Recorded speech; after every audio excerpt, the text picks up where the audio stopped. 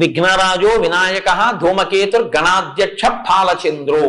ఫాలచంద్రు అంటే పరమశివుడు ఎలా తన కిరీటం మీద ఆ శిరస్సు మీద చంద్రమౌళి అంటారు, తదియనాటి చంద్రబింబం ఎలా ఉంటుందో అటువంటి చంద్రరేఖని ధరిస్తాడో ఈయన కూడా చంద్రరేఖని ధరించేటటువంటి స్వరూపం ఉన్నవాడు. వినాయకుడే ఒకానొకప్పుడు చంద్రుణ్ణి ఆయన్ని చూసి నవ్వాడని నిన్ను చూసిన వాళ్ళందరూ అపనిందల పాలవుతారంటే చూసిన వాళ్ళందరూ తిరుగుతుంటే చంద్రుడు సముద్రంలో పడిపోయాడు. శ్రీచక్రం టీవీ క్షీరసాగర మండలంలో పైకి వచ్చాడు.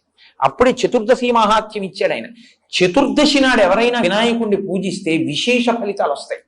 పైగా ఆయన్ని కానీ మీరు విఘ్నేశ్వరుణ్ణి చూసి ఆయనకి ఏం అక్కర్లేదు, అందరూ పనికి మాలిందని ఏమంటారో ఒక గరికె పోగు, ఒక గరికె తీసుకొచ్చి ఆయనకి ఇచ్చారనుకోండి, మీకు ఆయన ఏమి ఇస్తాడో తెలుసా అండి? అష్టైశ్వర్యాలు ఇస్తాడు. కాబట్టి ఫాలచంద్రో గజానన